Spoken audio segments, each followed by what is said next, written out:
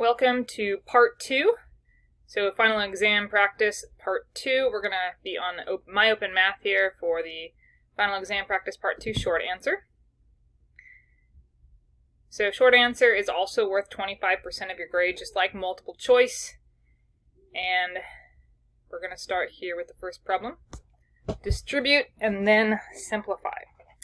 So you can see here that question number 1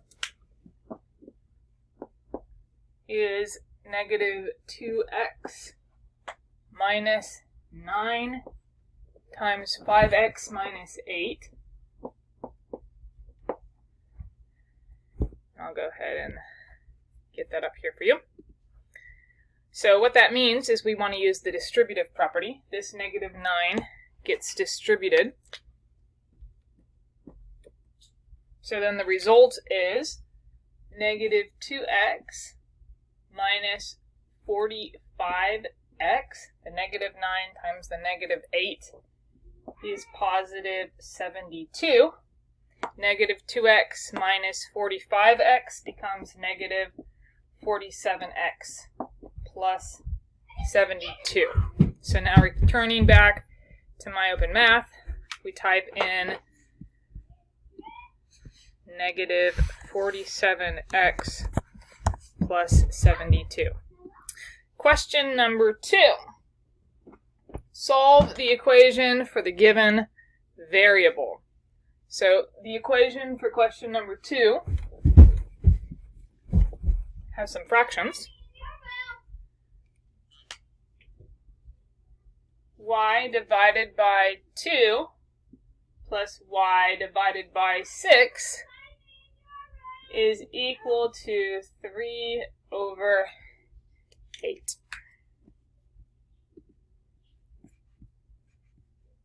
So how do we solve question number 2?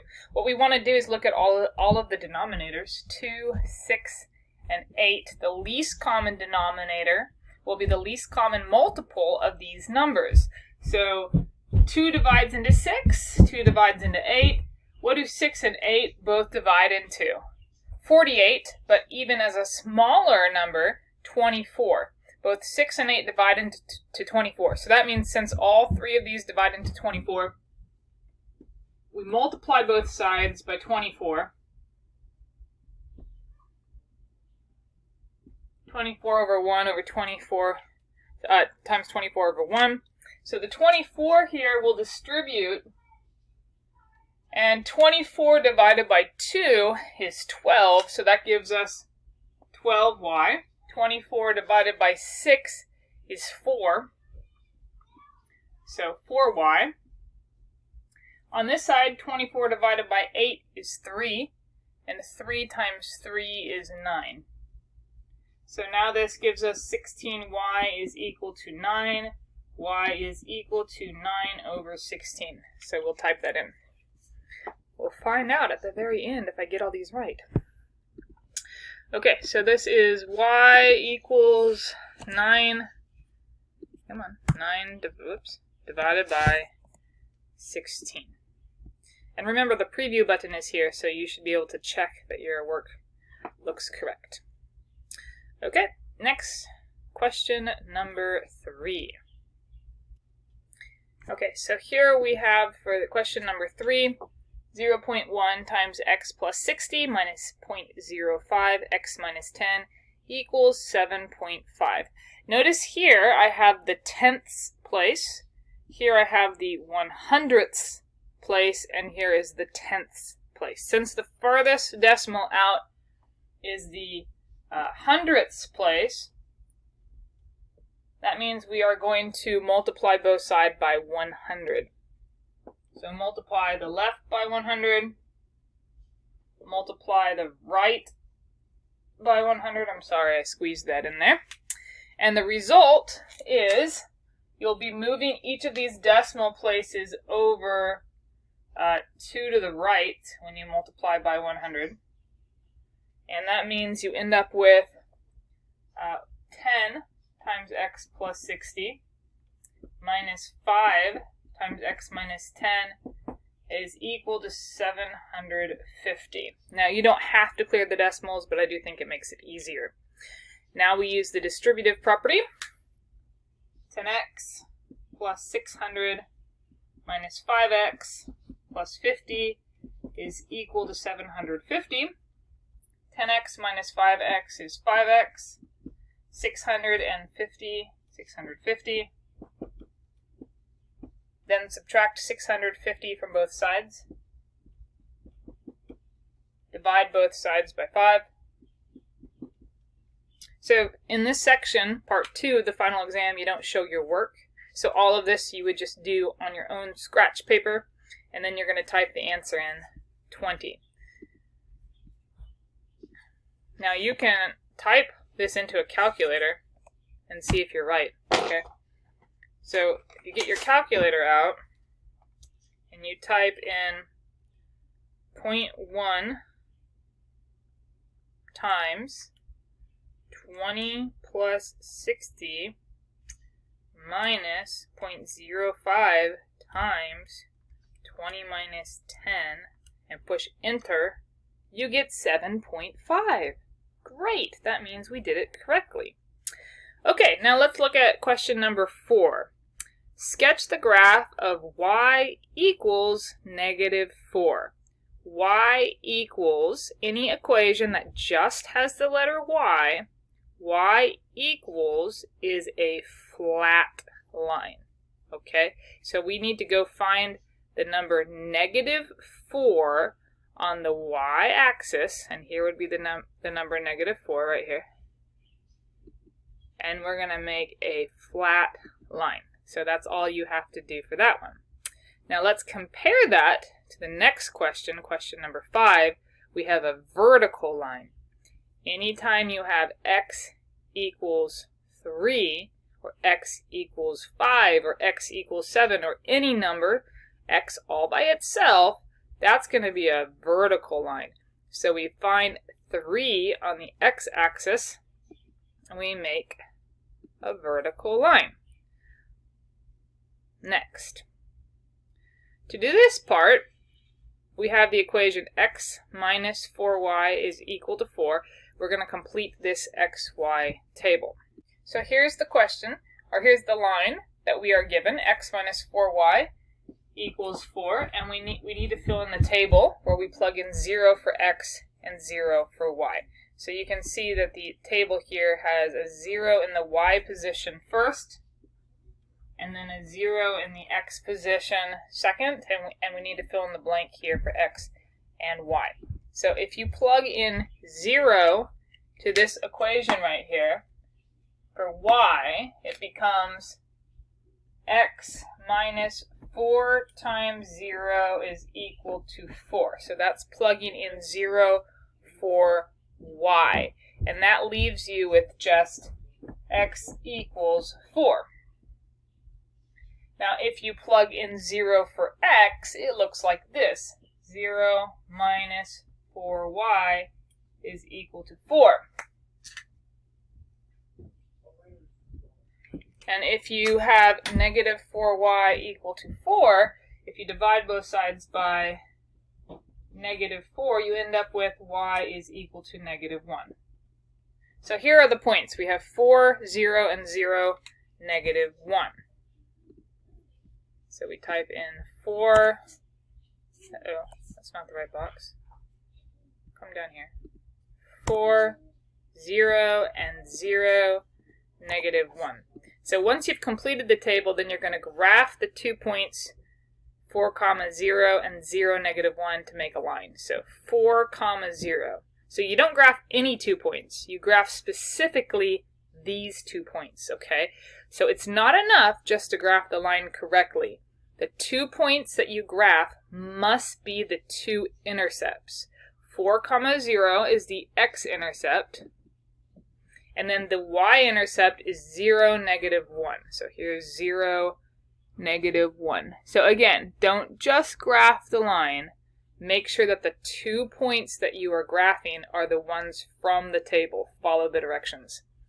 So there's that one. Now it's possible we could get marked wrong for this graph because the little red dot could be off just a little bit.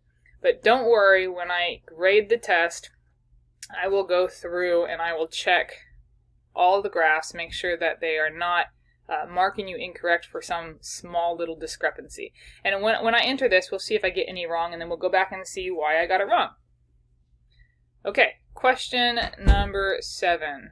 Give the slope and the y-intercept of the line. Okay, so for question number 7, we're given a line, and we need to find the slope and the y-intercept. So our goal, the goal would be to rewrite the equation in y equals mx plus b form. Okay, so to do that, we need to get y all by itself. So start by subtracting 6x from both sides, and you end up with 9y is equal to negative 6x minus 10. And then you divide both sides by 9. And each individual term then gets divided by 9.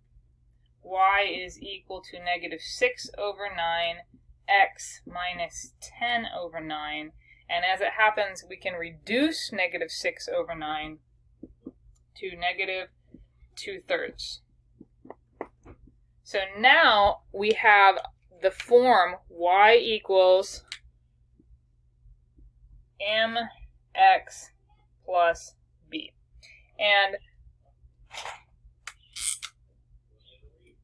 negative 2/3 then is the m value. That is slope.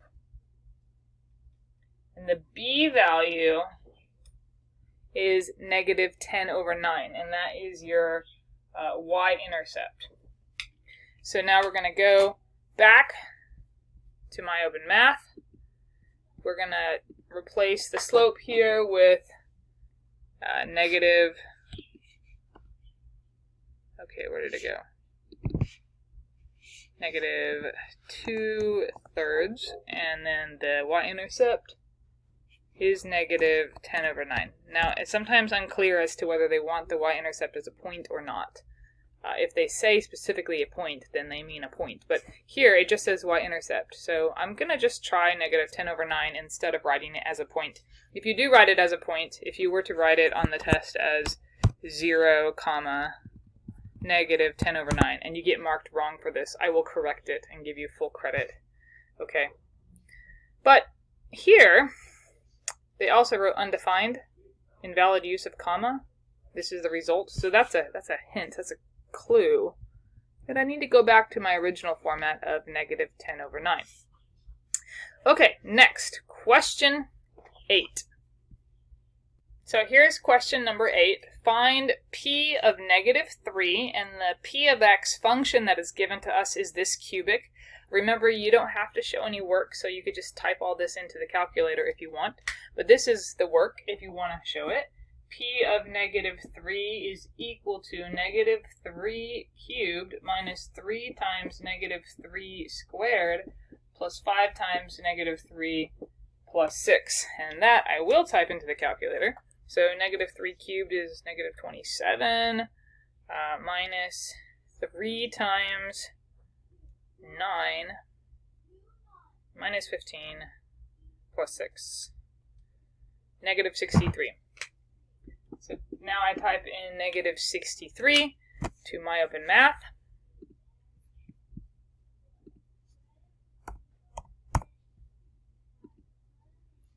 Okay, very good. So now we're going to move up to question number 9, which is an inequality. Okay, so now here is question number 9, and this is an inequality. Let's start by treating this inequality, though, just as an equal sign.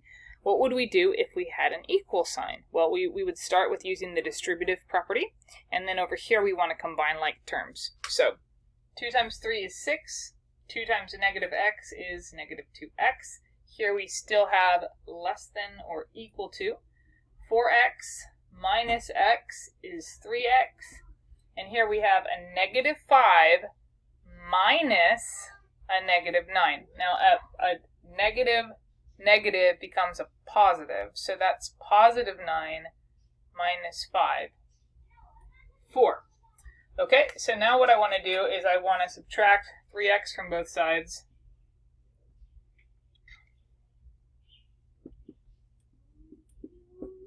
and I also want to subtract 6 from both sides. Of course, you could do these at the same time, these two steps.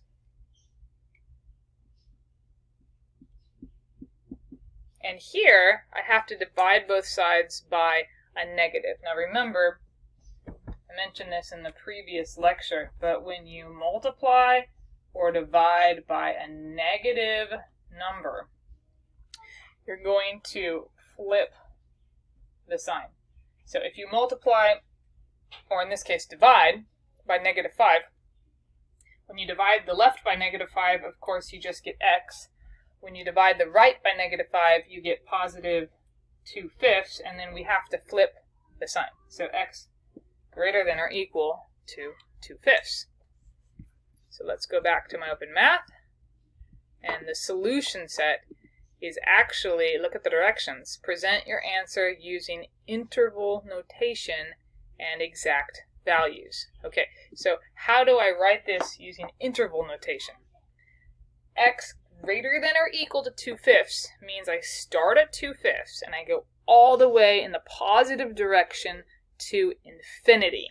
So I need to somehow represent, so on a graph it looks like this. Here's 2/5 and I'm going all the way to infinity. Okay, so what that means is I'm going to start at 2/5 and I'm choosing a bracket because it's greater than or equal to. So greater than or equal to would be the same as a solid dot. And a solid dot on a graph corresponds to a bracket for interval notation. So 2/5 then goes all the way to infinity. And remember, positive and negative infinity always use the parentheses. So now let's go back to my open math and type this interval in. Okay, so here's my interval. I'm gonna start with a 2/5, and then I go to infinity. And I think the way you write infinity is you just use the two little O's, right? If you put two O's side by side, yeah, preview. And then you have to finish the interval by using the parentheses. So if you use these two little O's, it actually comes up in the preview as an infinity. Okay, now here I have an absolute value equation, and this absolute value equation is set equal to a negative number. Remember, absolute value means distance from 0, and distance is always non-negative. So if you see an absolute value equation set equal to a negative number, that would be no solution. And so we're instructed here, enter D and E does not exist if no solution exists. So that's pretty simple. And you can see, you can pull up a written example, and the written example would explain the exact same thing. So since it's less than 0, this equation is unsolvable. Okay, so next question number 11, we get to simplify here. So we could do this actually pretty quickly here. I'll just pull this up right here. So we've got 33 over 6 as our numbers, and a 33 and a 6 reduce because both are divisible by 3. We get 11 in the numerator and 2 in the denominator. Then we have x to the 19th power, so here's x to the 19th over x to the 7th, and with the quotient rule you take the numerator's exponent and you subtract the denominator's exponent. So since 19 minus 7 is 12, we have x to the 12th power. Then I have y to the 8th all over y to the 18th. Okay, so the numerator this time is smaller. 8 minus 18 is negative 10. So y to the negative 10 power actually ends up here in the denominator. Y to the negative 10 power, remember, that means that y to the 10th power goes down to the basement. So when you type this in, you're going to want to make sure that you are going to have, I guess I should write this down before I erase it. Okay, so we have 11x to the 12th power over 2y to the 10th power. Alright, so to type this in, I gotta get rid of my notes here. Okay, so use parentheses. I'm going to have parentheses for my numerator, 11x to the 12th power divided by, for my denominator, 2y to the 10th. And I had to use parentheses here so that what is in the denominator is completely in the denominator and not as a product off to the side. So use the preview. Make sure that your preview matches what you expect your answer to be. Okay, so now let's look at number 12. So here in number 12, I'll go ahead and use this red writing again real quick. Notice that the negative is going to distribute, okay? So the negative distributes to each one of these terms. So now I'm going to look here at 7x to the 5th minus 8x to the 5th. And a 7 minus 8 is negative 1. So that's negative 1x to the 5th power. And then I have a negative 5x squared, and then I have a minus minus, right? So that negative times a negative is a positive. So I have a negative 5x squared and a positive 7x squared, and negative 5 plus 7 is 2. So that's 2x squared. And then lastly, I have a 10x that cannot be combined with anything else. So here's my 10x. And then lastly, I have this negative distribute to the 7, so that's going to be minus 7. All right, so I'm going to write that down so that I don't forget it. So we have negative x to the 5th plus 2x squared plus 10x minus 7. Okay. So here we go. Negative x to the 5th plus 2x squared plus 10x minus 7. Okay, now question number 13. Here we have a binomial. And remember that when you square a binomial, you get a trinomial. So let's do this one on the board. Okay, so I thought we'd go ahead and do questions 13 and 14 at the same time for efficiency's sake. Question number 13, we are expanding a binomial. And when you square a binomial, you get a trinomial. So remember that this is the same thing as a 4x plus 6 times a 4x plus 6. So you can FOIL. And when you FOIL, you get 4x times 4x, which is 16x squared. The outer product is 24x. The inner product is 24x. 24 plus 24 is 48. 48x. 6 times 6 is 36. So when we have squared the binomial, we've got ourselves a trinomial answer, okay? This is an all or nothing question. So if you forget the 48x in the middle, you get it completely wrong. So make sure that when you square your binomial, you get a trinomial.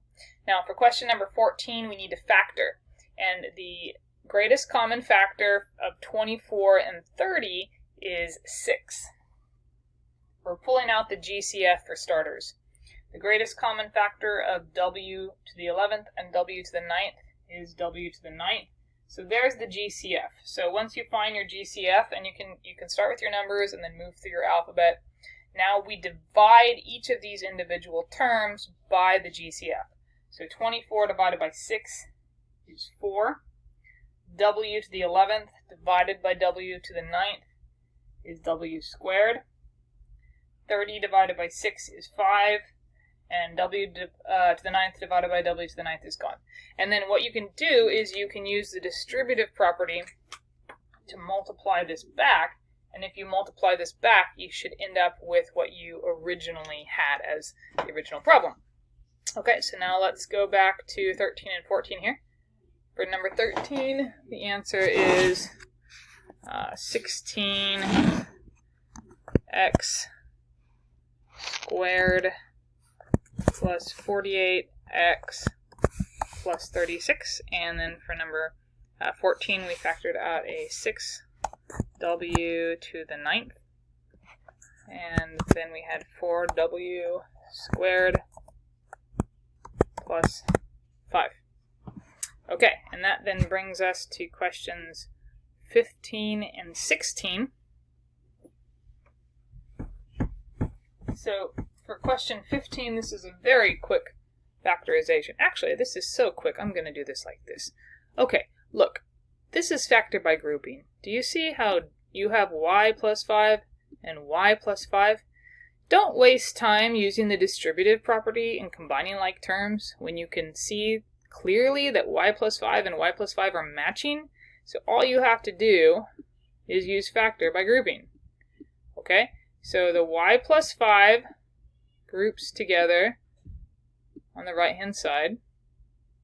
And then what you have here for the left is the y minus 9. Now, of course, multiplication is commutative, so you could write these two factors in any order, but I'll go ahead and write them as y minus 9, y plus 5. So, y minus 9, y plus 5.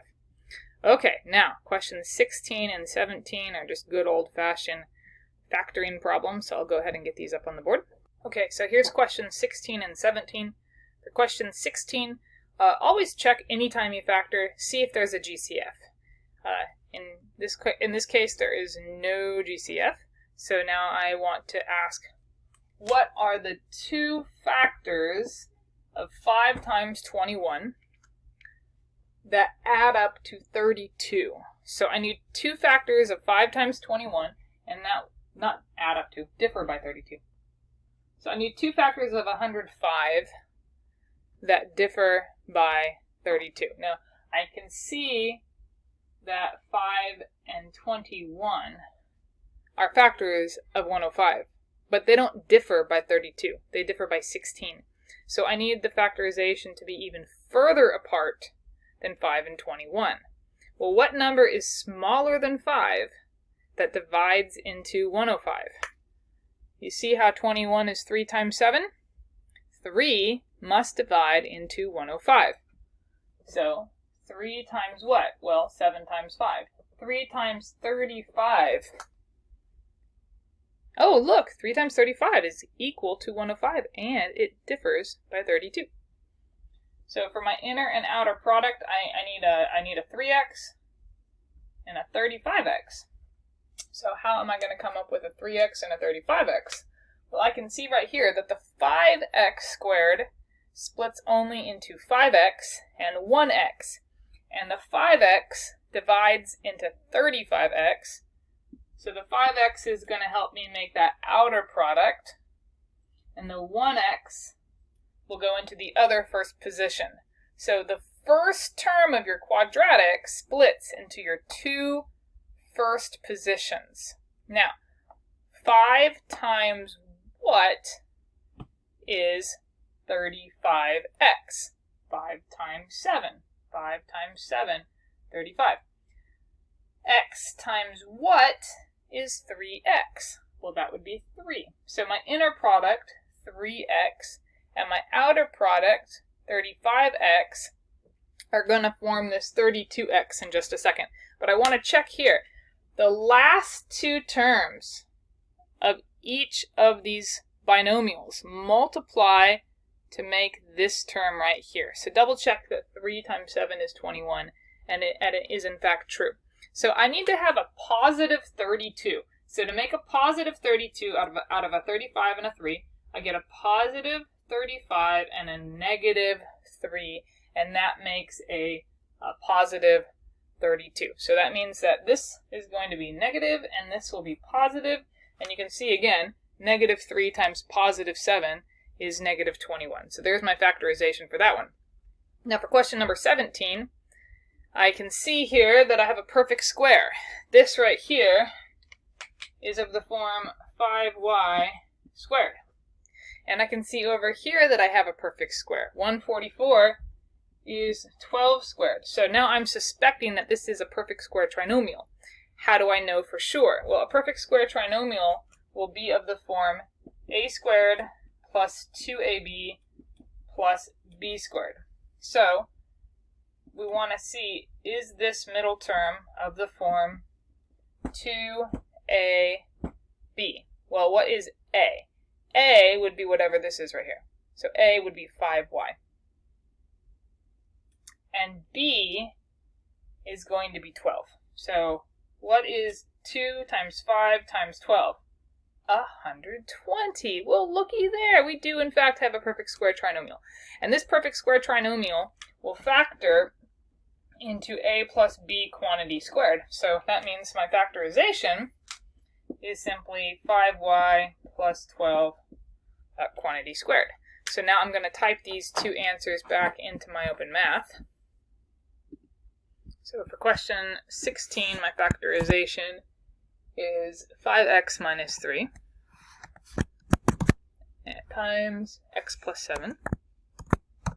And for question 17, my factorization is 5y plus 12 quantity squared. Okay, perfect. Okay, now on to number 18. Solve the equation. So for question 18, we have m squared is equal to negative 3m, and we are solving. So first thing, never divide by a variable, okay? Never divide by a variable. Now there are times when you would divide by a variable, like in physics or calculus, higher up, but you only ever can divide by a variable when you are certain that that variable does not represent 0. And so, of course, there are times in physics where you would know that certain values are not equal to 0. In this case, we have no assurance that m is not equal to 0, which means we must not divide by the variable. So for the sake of this algebra class, never divide by a variable. Instead, we want to get everything on one side. Now, once you have everything on one side, factor out your variable. And now we use the zero factor property. M is equal to 0, or m plus 3 is equal to 0. So that means we have our solution set is 0 and negative 3. So let's go type that into question 18 here on my open math. 0 and negative 3. Just list them. I don't think it matters if we list them from left to right or right to left. So there we go. Okay, question number 19, simplify. Okay, so we're going to do question 19 and 20 at the same time. Both of them are simplified problems, since they're both expressions. So for the numerator, there's nothing to factor here. But for the denominator, we can factor. So what you want to do to simplify a rational expression is to factor anything that can be factored. So write the numerator as is. The denominator, the GCF of 80 and 30 is 10. The GCF of x to the 7th and x to the 6th is x to the 6th. So that gives us 8x plus 3, and then make sure you just extend your bar here. And now, since we've factored it, we can finally do some cancellations. Okay, so 30 divided by 10. 30 divided by 10 is 3.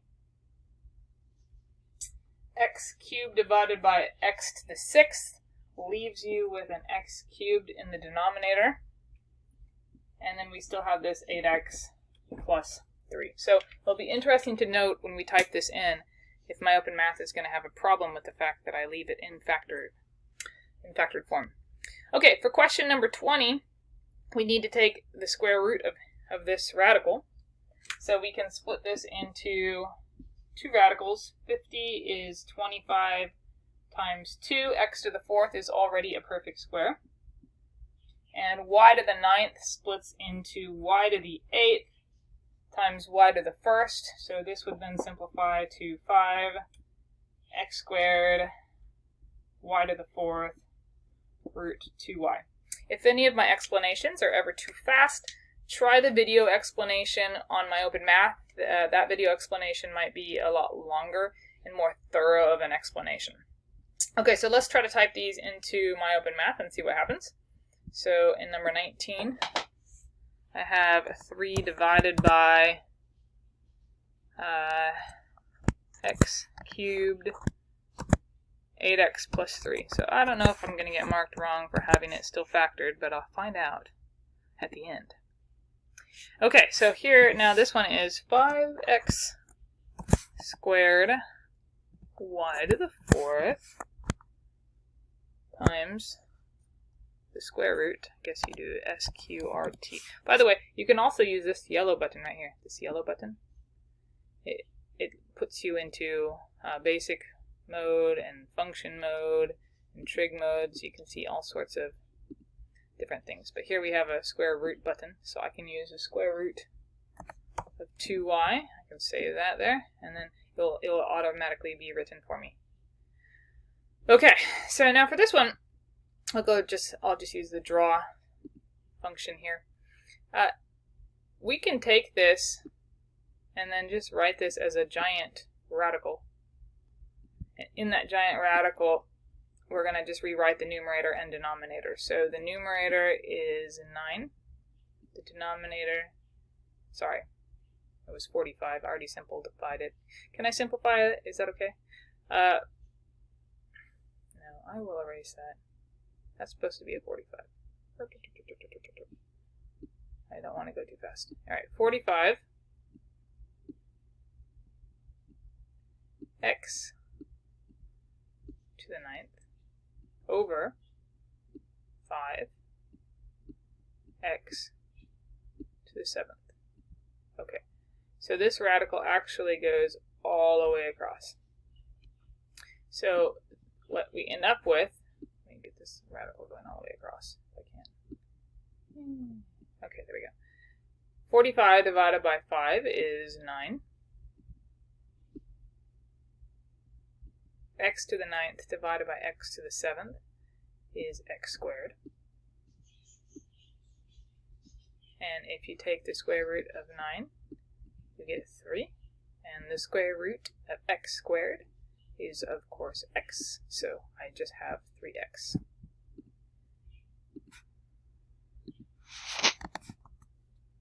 Okay, now question number 22. Aha! This is Pythagorean theorem, right? So this is just a simple a squared plus b squared is equal to c squared. C squared, remember c is always the hypotenuse, and so my hypotenuse has to be x. That makes this pretty easy. A and b are interchangeable, so you can make them 8 or 12, it doesn't matter. I'll go ahead and just use 8 squared plus 12 squared. So now you can find that in the calculator, 8 squared and 12 squared. Add that up, 8 squared plus 12 squared is 208. So now that means that x squared is equal to 208. Now, when you take the square root of both sides, usually when you take the square root of both sides, you end up with a plus or minus. But in this case, we have full confidence that x is not equal to a negative value since x is a side length. So what we need to do is simplify this and get an exact value. Okay, so what is 208? Well, I know 208 is at least divisible by 4. Aha, and if you divide that, you end up with 52, which is also divisible by 4. So, as it turns out, 208 is 16 times 13. So make sure that you pull out the biggest possible perfect square, so that way you have a fully simplified answer and you can get full credit here. So we have 4 root 13. So when I type in 4 root 13 back over here, it looks like this, 4 square root 13. Now, I need to also do an approximation correct to 5 decimal places.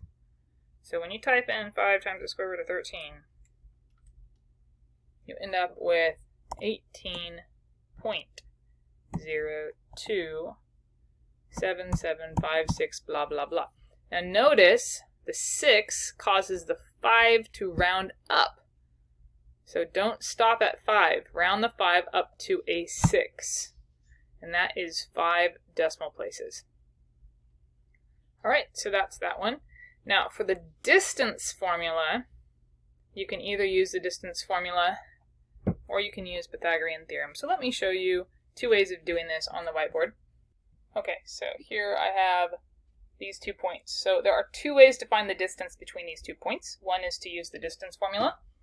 The distance formula is d is equal to the square root of x sub 2 minus x sub 1 squared plus y sub 2 minus y sub 1 squared, and you would want to just put this in your notes. What you can do is you can label each of the points x sub 1, y sub 1, x sub 2, y sub 2. This is the same way you would label points to get slope, right? So what we have then is negative 13 minus 11 squared plus 4 minus negative 16 squared, and then this big square root. So that's going to be negative 24 squared plus 20 squared. We can type that in the calculator. Negative 24 squared is 576. And 20 squared is, of course, 400. So that's 976. To simplify that, we want to figure out what is the biggest perfect square that divides into 976. So I know that 76 is at least divisible by 4. And that gives me 4 times 2, 44. Well, 44 is divisible by 4, so let's divide by 4 again. So this ends up being 16 times 61. So then I have a 4 root 61 for my answer. The other thing that you can do is you can draw a triangle. So these 2 points on a graph, you can just do a really quick sketch. 11, negative 16 is somewhere down here. And then negative 13, 4 is somewhere over here. And the distance between these 2 points is just a straight line. That line segment right there is the same as the distance between the 2 points. Okay, so the distance can be the c, the hypotenuse of your right triangle. And to figure out the 2 legs, you just need to look at the horizontal distance and the vertical distance. So the horizontal distance between 11 and negative 13 on a number line, 11 and negative 13 are 24 away from each other. And for the vertical distance on a number line, 4 and negative 16 are 20 away from each other. So here you have the same thing. You've got 20 squared plus 24 squared is equal to c squared, and the result will be 976 is equal to c squared, which you will simplify in, sorry, let me show you this. There we go. 20 squared plus 24 squared is equal to c squared. Just use the Pythagorean theorem. You get 976 is equal to c squared, and then you simplify it the same way that you would simplify this. So it's up to you. You can use either method. This is a short answer.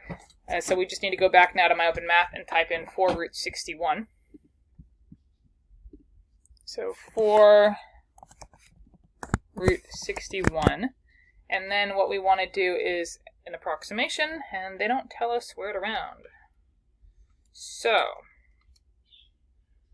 I'm going to see what happens if I just use 2 decimal places. It doesn't say where to round, so I'm just going to, if you want to err on the side of caution, round out further rather than closer to the beginning. But I'll just go for hundredths place and see what happens. Okay, for the next one, this function is already written in vertex form. Okay, so vertex form looks like this. Y equals a, there'll be some sort of leading coefficient. And then you have x minus h squared plus k. And the vertex is always going to just be the point h, comma, k. Okay, so what is h?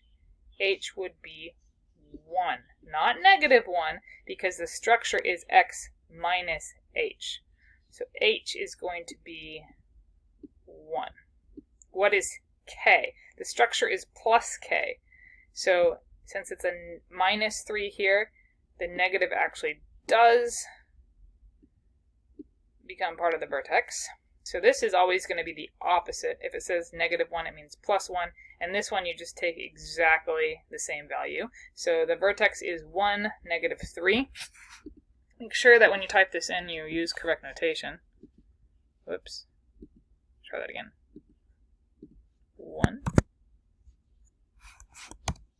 negative 3. Okay. Last question. F plus g of x, f minus g of x, f times g of x, and f divided by g of x. That is a whiteboard question. Okay, so this is from that last lecture that had a whole lot of stuff, chapter 9 and 10. So question number 25, we want first to find f plus g of x. And all you have to do to get f plus g of x is add together f of x and g of x. So you just add these together. It's literally the same thing as f of x plus g of x, okay? So f of x is this function and g of x is this function. So just add those two polynomials together and you end up with x squared, negative 9x plus x is negative 8x. 20 minus 5 is 15, okay? And then so for f minus g of x, it's going to be the same concept, except it's f of x minus g of x. So what that means is you need to subtract g of x from f of x. So negative 9x minus x is negative 10x, and 20 minus negative 5 becomes positive 25. Then you have f times g of x. This is going to be harder because we have to multiply f of x and g of x together, and that is a trinomial times a binomial. So when you multiply those together, you could try vertical multiplication. Okay, so like if you had, well, do it however you like. X squared minus 9x plus 20, x minus 5 if you want to use ye old vertical multiplication like you use in elementary school. You end up with negative 5 times 20, which is negative 100. Negative 5 times 9x, which is a positive 45x. Negative 5 times x squared is negative 5x squared. Then you have your 0 placeholder. X times 20 is positive 20x. X times negative 9x is negative 9x squared, and I did not leave room here. X times x squared is x cubed, and then you just add things vertically, so we have negative 100, positive 65x, negative 14x squared, and x cubed. So that's x cubed minus 14 x squared plus 65 x minus 100. Right, good times. So that's f times g of x. And lastly, we have f divided by g of x. So let me erase all this.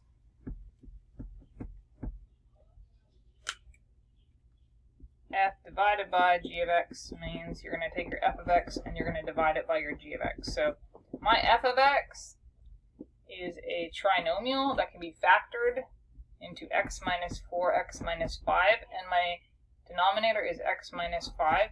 So you can see that the x minus 5 cancels with the x minus 5, leaving you with x minus 4. So now I get to type all these into my open math, and I get to see if all my answers are correct. Okay, so x squared minus 8x plus 15. Here I have x squared minus 10x plus 25 x cubed minus 14x squared plus 65x minus 100, and lastly x minus 4. And now I get to see if I missed any problems. So here we go, submit. Okay, I missed one problem, so what I want to do is go find out what I did wrong. I got half of question number 22. So if I go to reattempt assessment, this may have been the one where I didn't round far enough. We'll find out. Question number 22 hopefully will show up. Yeah, so here if you click on reattempt assessment, you'll be able to see what you typed in and what the real answer was. Okay, so that's a really useful thing to go do. Go back through. I'm surprised all my graphs were all correct, so that's kind of cool. So what did I get wrong? Aha! I did something wrong with my... Did I really type this in wrong? Well, okay, let's try this. 4 times the square root of 13 is in fact 14.422. Wow, okay, I really just don't know where I got that. I obviously must have had some sort of typo, because now when I type 4 times the square root of 13 in, I actually get this answer.